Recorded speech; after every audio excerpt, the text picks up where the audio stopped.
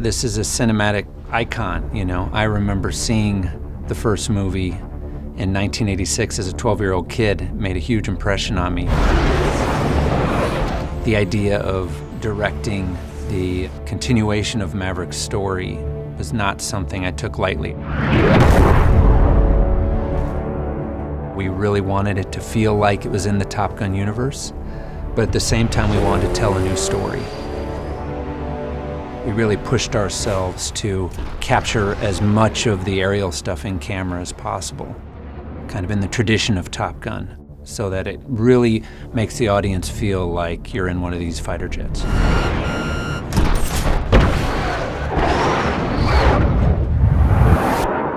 My path to filmmaking, I would say, was unique.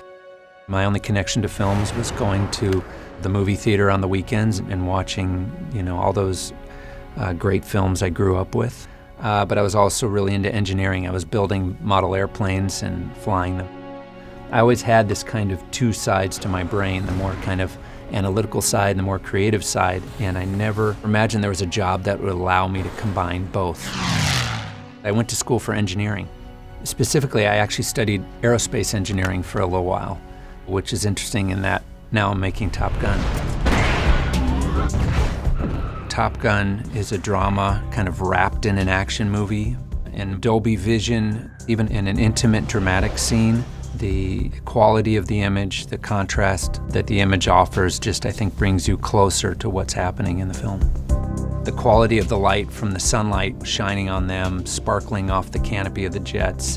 What you get out of Dolby Vision is something you just can't achieve with any other technology. Well, Dolby Atmos changes the way you think about sound in that it just gives you a full 360-degree soundscape to work inside of. You can put dialogue in the ceiling, or you can put certain sections of the orchestra in different channels around you. If you want to create a more stylized sequence, you can kind of spin the soundscape around the viewer.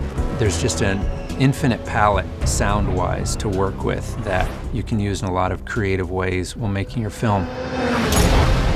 I wouldn't trade my path for anything because I think my kind of unique experiences inform all the projects I've worked on. Certainly the parallel between aerospace engineering and Top Gun is a really unique one.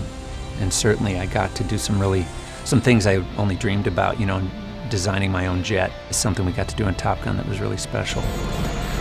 I think what you're hoping for as a filmmaker is that the audience, the environment they're sitting in, the world that they're inhabiting at that moment starts to disappear and they get pulled into the story playing on screen.